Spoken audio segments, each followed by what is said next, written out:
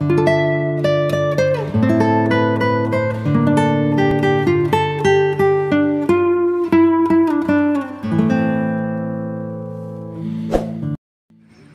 वालेकुम जी, मैं हूं शानदार। इस वक्त हम जो है गुजरांवाला में एक सियासी दंगल आज होने जा रहा है, उसके स्टेज के ऊपर मौजूद हैं और आप लोगों को दिखाएंगे कि गुजरांवाला में आज सबसे बड़ा पीटीआई का जलसा होने जा रहा है।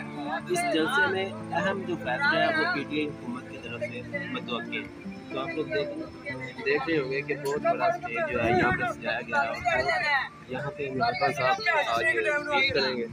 और इसके अलावा आप लोग देख रहे होंगे सिक्योरिटी के जो इंतजाम है, सिक्योरिटी अपने लायक जो है सरंजाम दे रही है। और आप लोग देखेंगे कि आज शाम को ये बहुत बड़ा जो हाल है आपको फुल नज़र आएगा। बहुत से लोग जो है इस वक्त मीडिया की कवरेज के लिए भी यहाँ पे आए हुए हैं और बहुत से जो लोग हैं यहाँ पे आज शाम को आपको देखने को मिलेंगे।